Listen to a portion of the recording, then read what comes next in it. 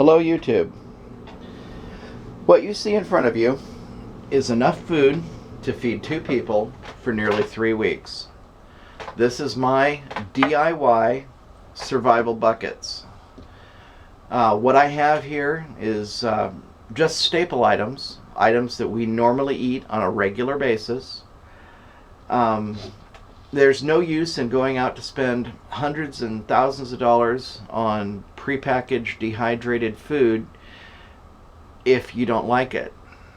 And trust me, if you have children who are picky eaters and you put a new item in front of them, chances are you're going to have a little difficulty.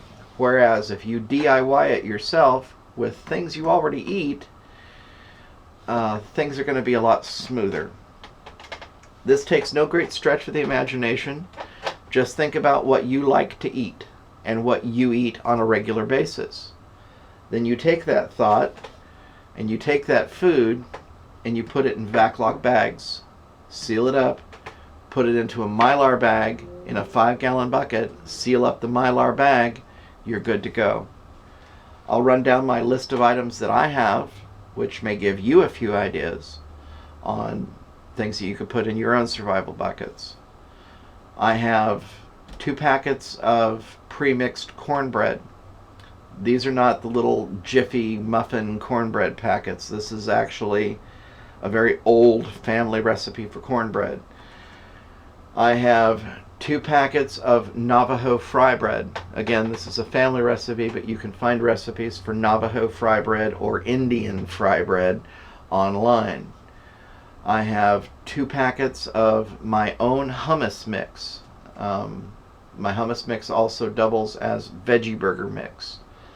I have a pound of brown rice. I have a pound of instant oatmeal. I have 2 pounds of pinto beans, 2 pounds of black beans. I have a bag of tea packets. I have a pound of lentils, 2 pounds of white rice.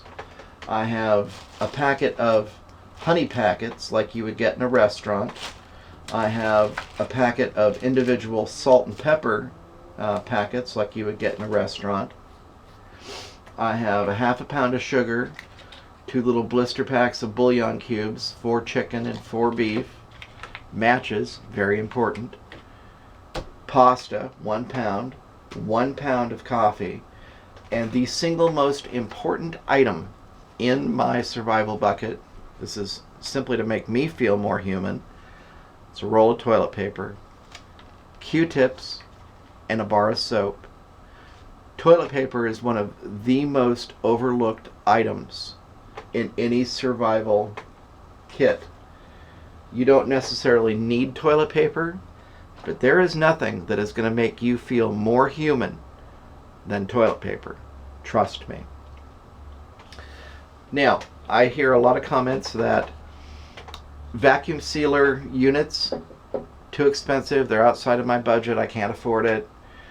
Go to a Goodwill, Salvation Army, Habitat for Humanity, secondhand store, whatever you happen to have in the city, town you live in, and you're going to find units like this or similar to this. The only thing you need to remember is take an empty bag with you. Make sure that when you plug it in, the heat bar, the sealer bar works, and the vacuum works. If both of those items work, guess what? You've saved yourself probably $50. The bags, I don't use the standard recommended quote-unquote Vaculock bags. I use an off-brand. They work just as well, and they're about half the price. A note on meat. You see before you 2 different kinds of meat. There's the tin of packaged processed meat. This is an acquired taste. That said, eventually if you eat enough of it, you'll acquire a taste for it. And then we have home canned meat. If you have the time, energy, and inclination, you can can your own meat, hit a meat sale, get it at discount, and then can it up. The only thing that is in this jar is pork and salt. Those are the only two items. I think you probably need a chemical engineering degree to describe half of the ingredients in this tin. The other item I have up here is dehydrated eggs. This variety is Deb L whole eggs. That's DEBEL whole eggs. Walmart carries them. They're a little expensive. They come in cartons, I believe, 6 to 8 of these containers in a carton. You can order them online. I don't know if Walmart stores carry them. Or you can just keep an eye out at your discount grocers, and occasionally they'll get tins or tins like this in. I happen to pay $2 for this tin right here. By far the best dehydrated egg I have ever tasted. I have chickens, so I have fresh eggs. I cannot tell the difference between my chicken eggs and this carton of dehydrated eggs. Absolutely can't tell the difference. Now, I'm in the process of repackaging my buckets because I just got a shipment of Mylar bags in, and I figured, okay, these are sealed airtight. My buckets, I normally have duct tape wrapped around the lid to keep water and critters out if I have little critters running around.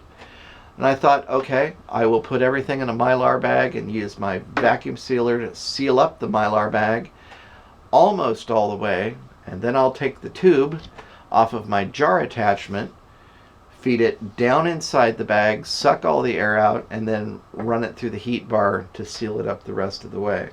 Works perfectly, and I haven't had to spend money on those expensive oxygen absorbers, which either will or will not work based on however you're using them.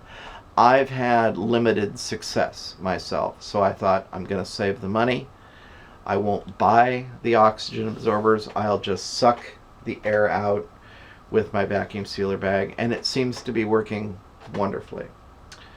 Hopefully, this video serves as a guidepost for you, an idea of what you can put in your own survival bucket, bearing in mind what you normally eat on a regular basis.